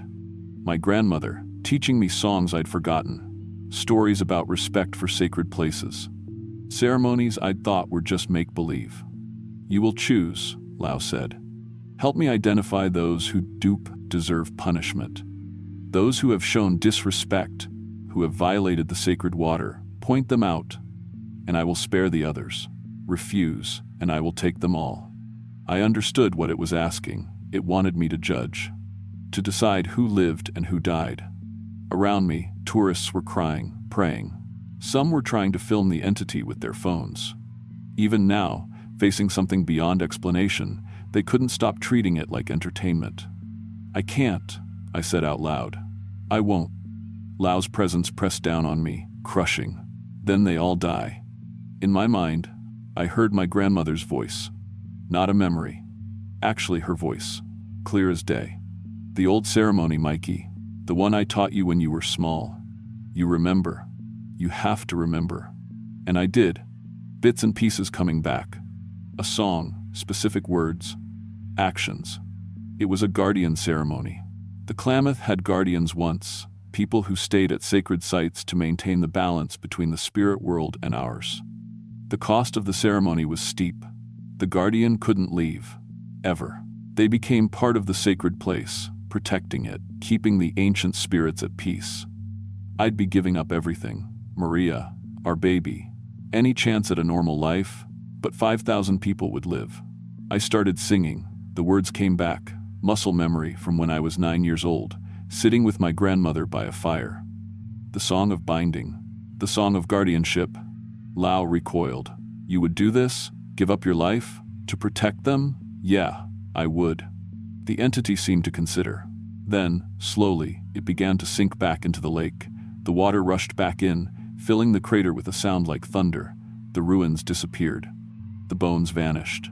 Lau's voice echoed one last time. So be it. The bargain is made. You are guardian now. This place is your charge. You may never leave. The ground stopped shaking. The water returned to its normal, impossible blue. Tourists were running to their cars, a panicked mass evacuation. Davidson found me sitting on a bench at the rim. He looked like he'd aged 10 years. What the hell was that? He asked. Something old, I said. Something that was here first. He studied my face. You're not leaving, are you? No, I can't. He nodded slowly, like he understood. Maybe he'd seen something like this before. Maybe every park has its secrets. I'll process your paperwork for the permanent position, he said quietly. Full benefits, family housing, whatever you need. That was 3 years ago. Maria didn't understand at first. I told her I got the permanent job, that I couldn't leave the park. She brought our daughter, Sophia, to live here with me for the first year. But it was hard, isolated. Eventually, she moved back to Portland. I see Sophia every few weeks when Maria brings her to visit. It's not the life I wanted, but it's the life I chose. I patrol the rim every night. The seismic monitors don't register anything unusual anymore. The lake stays calm. Tourists come and go, most of them respectful, some not. When someone starts to show real disrespect, trying to sneak down to the water at night, throwing trash in the lake, vandalizing the sacred sites, I feel Lau's attention shift. I feel the lake start to respond. That's when I intervene. I talk to them, educate them. Sometimes I have to be stern. Sometimes I have to escort people out of the park. But I keep the balance. I'm not just a park ranger anymore. I'm a guardian. This is my post, my responsibility. Forever. Some nights, when the moon is dark and the stars are bright, I stand at the rim and look down at that impossible blue water. I can feel Lau down there, ancient and patient. We have an understanding now. A bargain. I protect the sacred place. I teach people respect, and in return, the entity stays asleep. My grandmother was right about one thing. Some places do remember, and some debts have to be paid. If you ever visit Crater Lake, treat it with respect. It's more than just a beautiful place. It's sacred, it's alive, and it's protected. I'll make sure of that.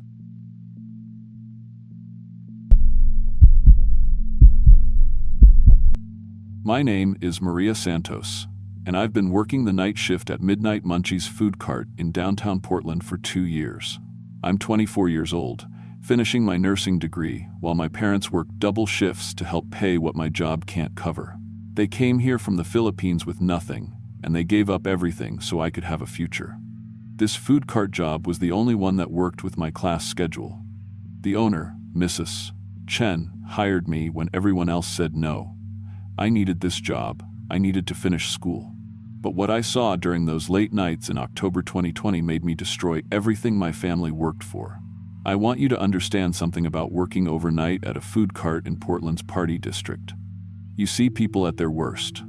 Drunk college kids, tired hospital workers, homeless people counting change for a hot meal, club bouncers on break. You learn everyone's order. You learn their faces. You learn their patterns. That's how I first noticed something was wrong. Midnight Munchies sits in a pod with 5 other carts on Southwest 3rd Avenue, right between the bars and the Max station. During the week, I worked alone from midnight to 6 in the morning. Mrs. Chen installed good locks and cameras after someone tried to rob the Korean BBQ cart next door. The cameras pointed at the serving window and the small prep area where I worked. October in Portland means cold rain and early darkness. By 2020, the pandemic had emptied out most of downtown, but the bars that stayed open brought in enough business to keep us running. I wore 2 masks, one because of COVID, one because the smell of fryer oil got into everything. There was this regular customer. I first saw him in late September. White guy, maybe 35, wearing a dark jacket and jeans. He ordered the same thing every single night around 2 a.m. Chicken teriyaki bowl with extra sauce, no vegetables, and a large Coke. He always paid an exact change. He never looked at me, just took his food and walked toward the Max station. I thought he was a night shift worker. Maybe he worked at one of the hospitals or did security somewhere. Portland has lots of people working weird hours. But then I started noticing the changes. The first time, I thought I was tired. He looked taller than usual. The next night, his eyes were different, brown instead of blue. Another night, his face looked wider, his nose bigger. I told myself it was the lighting, or that I was mixing him up with another customer. Then, one night in early October, I saw him come to the window. Same jacket, same order. He walked away toward the station. 20 minutes later, he came back. Same jacket, same face, but he ordered again. He didn't remember already eating. When I told him he'd just been here, he looked confused and walked away without taking the food. That's when I started paying closer attention. I began keeping a notebook under the register. Every customer, every order, every detail I could remember. The regular guy kept coming back, but he was never quite the same. His height changed, his voice changed, sometimes deep, sometimes higher. His hands looked different, sometimes rough, sometimes smooth. But he always ordered the same thing. Always paid an exact change. Always walked toward the Max station. Other customers started showing the same pattern. A woman in a red coat who ordered fish tacos every night. A young guy with a beanie who always got the veggie burger. They came back night after night, but they changed like the first guy. Small things, eye color, height, the shape of their face, the way they walked. I thought maybe I was losing my mind. Working nights, studying during the day, barely sleeping. Maybe I was seeing things that weren't there. But then I checked the security cameras. Mrs. Chen let me access the footage through an app on my phone. I went back through 2 weeks of recordings. The guy in the dark jacket appeared in the footage 7 times in one night. Different heights, different faces, but always the same jacket. Always the same order. The woman in the red coat appeared 5 times in one night. The guy with the beanie appeared 6 times. They were all coming back, over and over, but they looked different each time. I started checking the news every morning after my shift. Missing person reports. Portland had always had problems with people disappearing, homeless folks, addicts, runaways. But in October 2020, the numbers jumped. A hospital worker named David Chen disappeared, walking home from his shift, last seen near the Max station on 3rd Avenue. In the photo, he wore a dark jacket and jeans. A bartender named Jennifer Mills vanished after closing up her bar downtown. The security footage showed her in a red coat, heading toward the food cart pods. A college student named Marcus Webb didn't show up for his classes. His roommate said he always wore a beanie and got food from the night carts before coming home. I had served all of them. Or, I had served things that looked like them. The next night, David Chen came to my window. Same jacket as in the missing person photo. But his face was wrong. His eyes were set too far apart. His teeth looked too white. His skin had a weird gray tone under the streetlights. Chicken teriyaki bowl, he said. Extra sauce. No vegetables. His voice sounded flat, like he was reading from a script. I made his order with shaking hands. When I gave him the food, he didn't say thank you. He didn't look at me. He just turned and walked toward the Max station, exactly like always. I watched him through the serving window. Under the station lights, I saw his reflection in the glass shelter, except there was no reflection. The light passed through where he should have been. That's when I understood. These weren't people anymore. They were something wearing people's faces. And they came back to my food cart because the real people used to come here. They were following old patterns, old habits, because that's all they had left. The next week, more of them started coming. 10 different people ordering the same meals in the same flat voices. Some of them looked almost right. Others were obviously wrong. Hands too large, necks too long, faces that shifted when they thought I wasn't looking. I thought about telling Mrs. Chen, but what would I say? That my customers weren't human? She'd think I was on drugs. I thought about calling the police, but what evidence did I have? Security footage showing people ordering food? I needed this job. If I lost it, I'd have to drop out of school. My parents would be devastated. Everything they sacrificed would be for nothing. So, I kept serving them. I kept making chicken teriyaki bowls and fish tacos and veggie burgers for things that used to be people. I stopped looking at their faces. I stopped checking the cameras. I just took their money and gave them food and pretended everything was normal. Then, one night, one of them spoke to me differently. It was the thing that looked like David Chen. It came to the window around 3 a.m. when I was alone in the pod. No other customers, no other workers, just me and the empty street. "We know you can see us," it said. Its voice didn't sound flat anymore. It sounded curious. I froze with my hand on the register. "You write about us in your notebook," it continued. "You watch the cameras. You check the news. You know what we are." I couldn't move. Couldn't breathe. "We're not here to hurt you, Maria." It said my name like it was tasting the word. "We feed on people. Yes. We take their forms. But we don't want trouble. We just want to eat our food and remember being human." "What are you?" I whispered. It smiled, and for a second its face rippled like water. "We've always been here. In the shadows, in the crowds. We need to feed to keep our shapes. Your food helps us remember. Reminds us of what we took. The missing people are gone. We needed them, but we come here because they used to come here. It's all we have left of them." It leaned closer to the window. "We could use someone like you, someone who knows. Someone who won't ask questions. I don't understand. You're tired, Maria, working all night, studying all day, barely sleeping, failing your classes." It tilted its head. "We could help you. One of us could take your place here. Work your shifts. You'd never have to come back.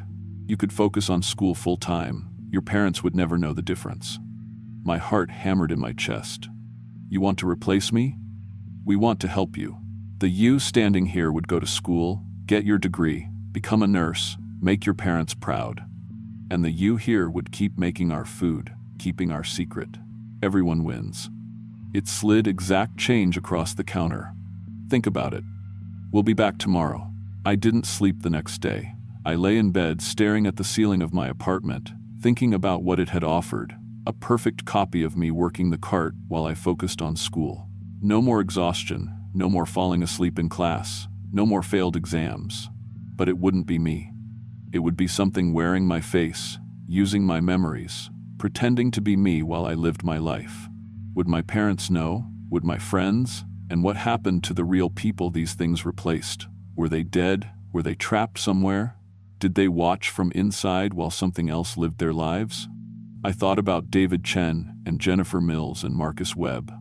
I thought about their families wondering what happened to them. I thought about how many more people would disappear to feed these things. I went to work that night with a plan. Mrs. Chen kept a gas can behind the cart for the generator backup. I waited until 4 a.m. when the streets were emptiest. I served the last few regular customers, actual humans, college kids walking home drunk. Then I locked up like normal. I poured the gas around the inside of the cart, on the fryer, the grill, the prep surfaces, the register. I soaked the walls and the floor. Then I took Mrs. Chen's lighter from the drawer where she kept her cigarettes. The thing that looked like David Chen appeared at the window just as I flicked the lighter. "Maria, what are you doing?" "I'm not letting you replace me," I said. "And I'm not helping you hunt anymore. You'll lose everything." I dropped the lighter. The cart went up fast, flames climbing the walls and bursting through the service window. The thing that looked like David Chen stumbled backward, and for a second I saw its real form. Something thin and gray and wrong, with too many joints in its arms and legs. Then it ran. I ran too, away from the burning cart, down 3rd Avenue toward the police station. Behind me, I heard screaming. Not human screaming, but something higher and stranger. More of them had been waiting nearby. The fire was driving them away, scattering them across downtown. The fire department came. The police asked questions. Mrs. Chen pressed charges, then dropped them when I explained I'd had a mental breakdown from stress. My parents cried. My school put me on leave. I lost my job, obviously. I had to drop out of nursing school. The tuition money was gone, and no one would hire me after what happened. My parents kept asking what went wrong, why I destroyed everything we'd worked for. I couldn't tell them the truth. The missing person reports stopped for a few weeks after the fire. Then they started again, but spread out across Portland. Southeast, Northwest, even out in Beaverton and Gresham. The things I'd scattered were establishing new hunting grounds, new patterns. I spent my savings on a camping backpack and warm clothes. I've been homeless for 6 months now, moving between shelters and sleeping in doorways. During the day, I watch the MAX stations. At night, I watch the late-night restaurants and food carts. I've learned to spot them better now. The way they move, just slightly wrong. The way they order the same thing every time. The way they have no reflection in windows. When I find one, I follow it. I watch where it goes, who it talks to, what patterns it's establishing. Then I warn the workers, leave notes, call in anonymous tips. Sometimes it works. Sometimes people listen. Most of the time, they think I'm crazy. My parents think I had a breakdown. My friends stopped calling. But I know what I saw. I know what's out there, hunting in the crowds, taking faces, following old human patterns, because it's all they remember. I destroyed the place that drew them together, and now they're everywhere. Maybe that makes what happened my fault. Maybe I should have stayed quiet, kept serving them, taken their offer, but at least I'm still me, the real me. And I'm still fighting them. Even if I lost everything else. That's worth something. It has to be.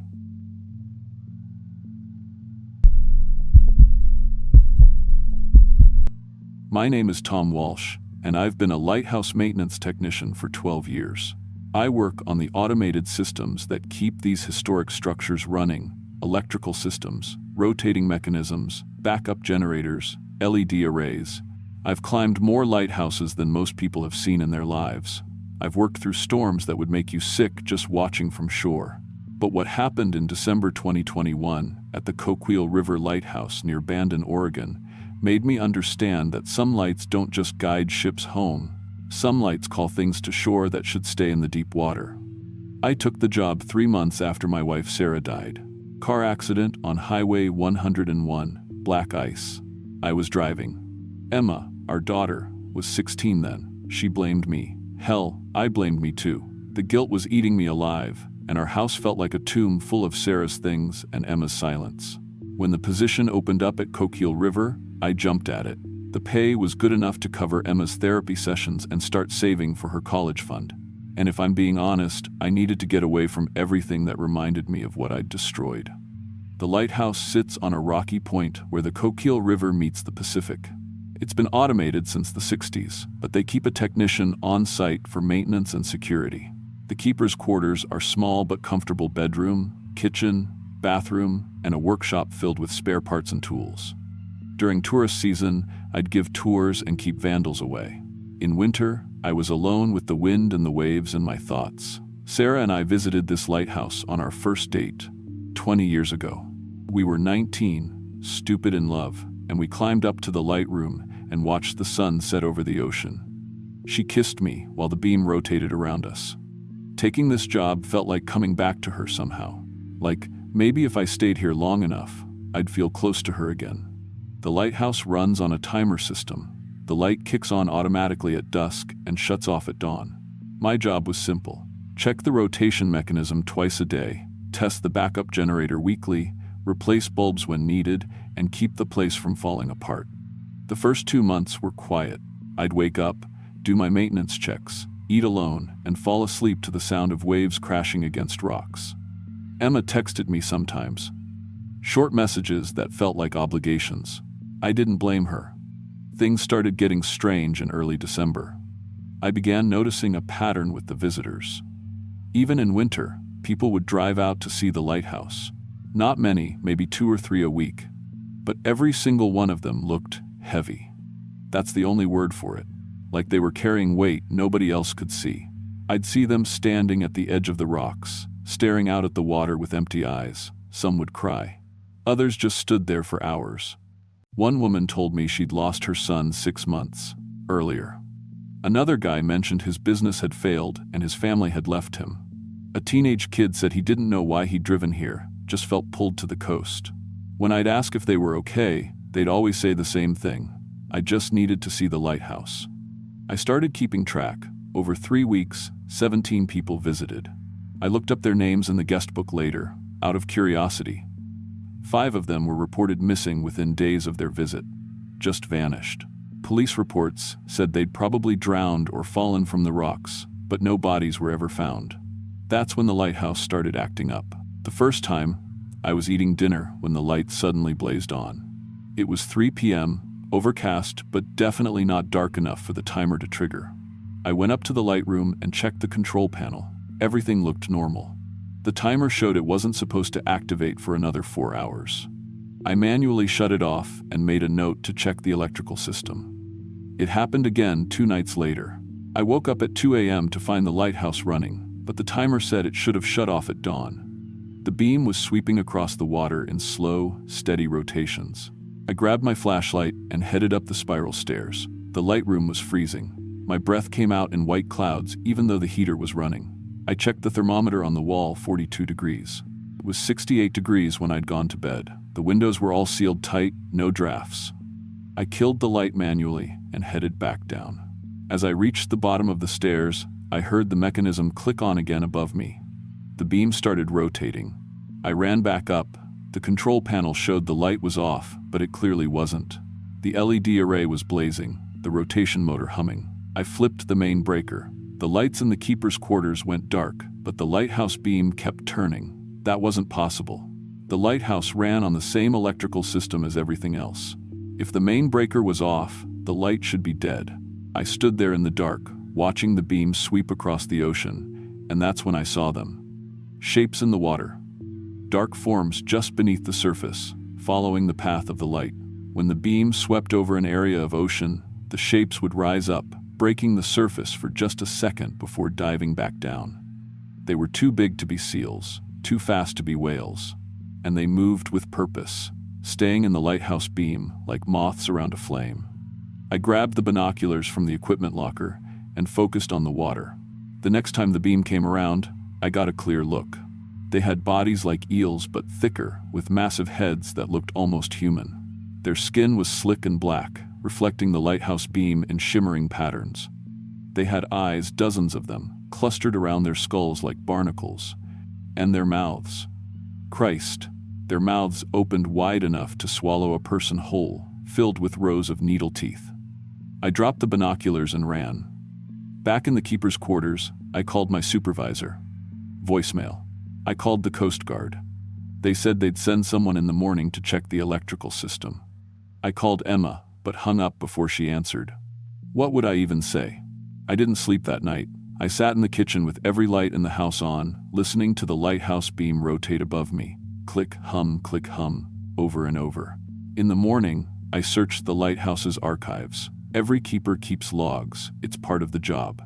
I found journals dating back to 1896, stored in plastic bins in the basement.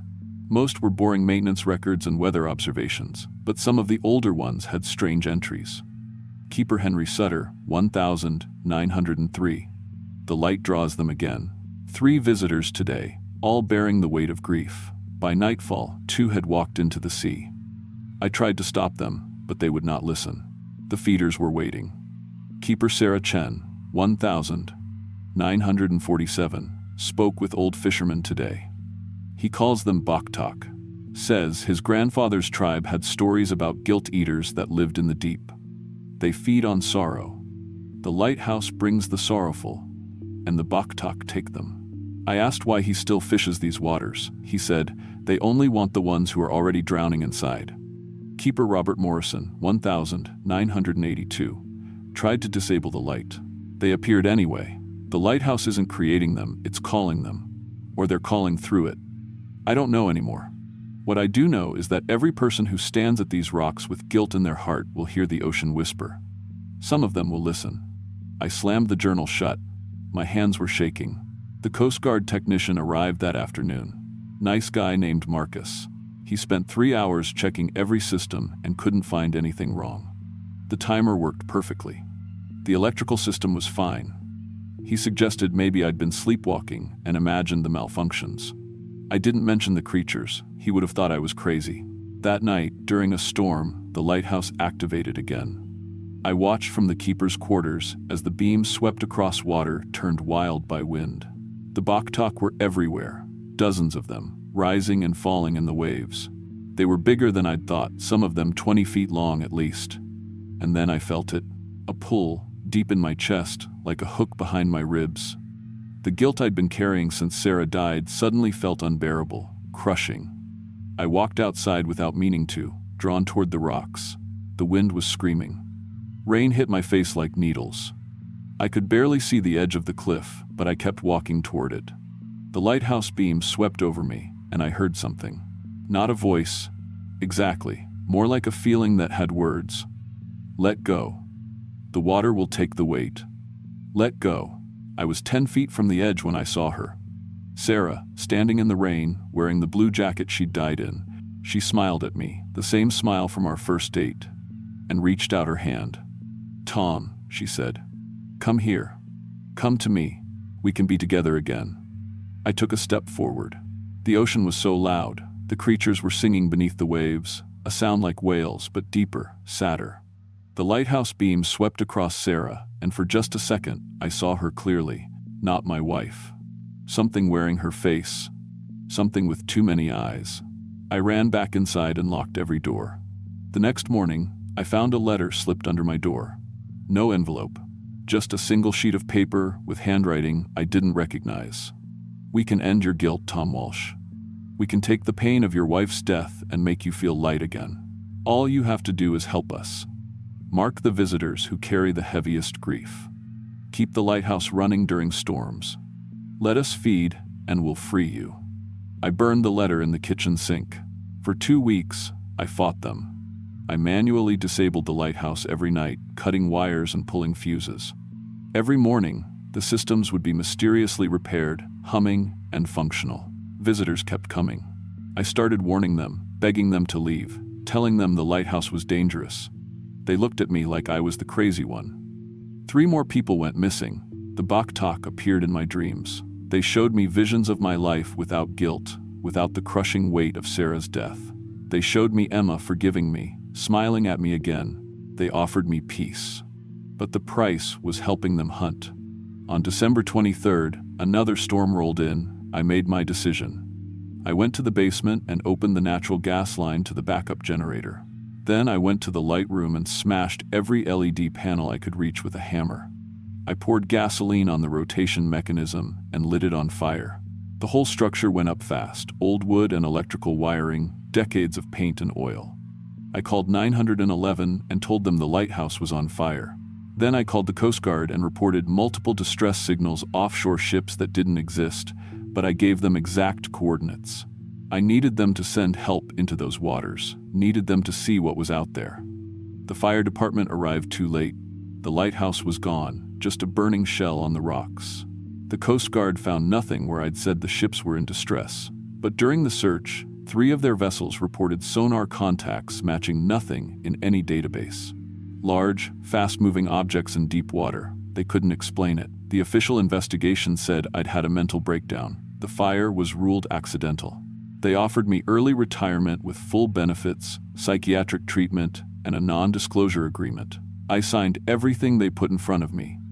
But here's what they don't know. 5 ships, wrecked on those rocks that night without the lighthouse to guide them. 7 people died. 7 real people with families and futures. I saved everyone who might have been lured by the Baktak, but I killed 7 innocents in the process.